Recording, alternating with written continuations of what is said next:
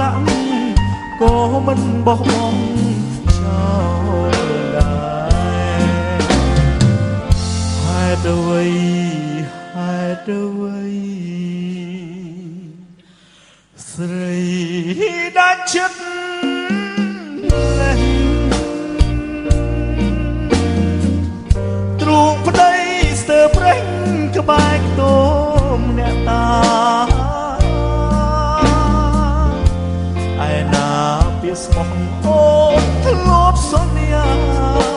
រំលោះផ្ទះបានកាលណាយើងប្រាថ្នា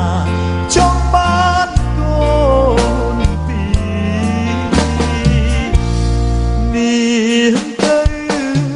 បាត់ហើយបាត់ប្រពន្ធខ្ញុំហើយនៅសល់តែខ្នាយធ្លា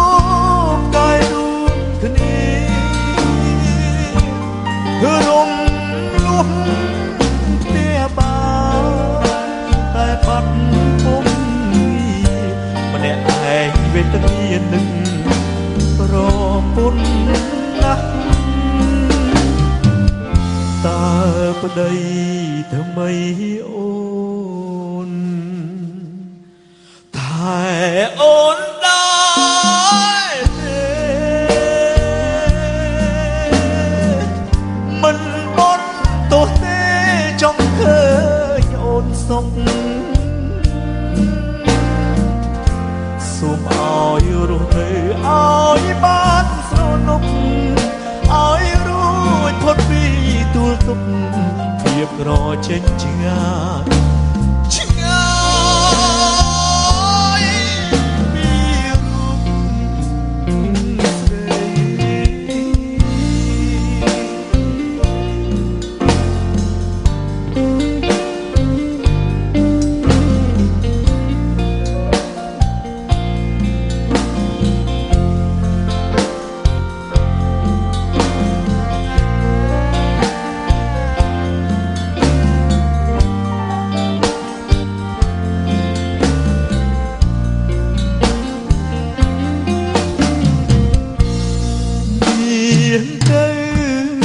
បាត់ហើយបាត់ប្រពន្ធខ្ញុំហើយនៅសល់តែខ្នាយធ្លាប់កាយរួមគ្នារំលោះផ្ទះបានតែបាត់ពុំម្នាក់ឯងវេទនានឹក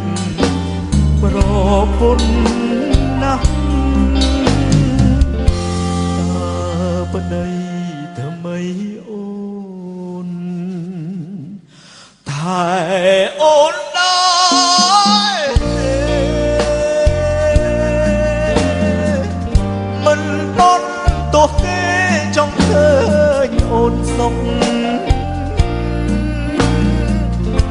សូមឲ្យរស់នៅឲ្យបានស្រណុកឲ្យរួចផុតពីទួលទុក្ខ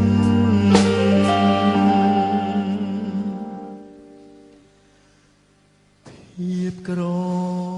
ចេញឆ្ងាយឆ្ងាយពីរូបស្រី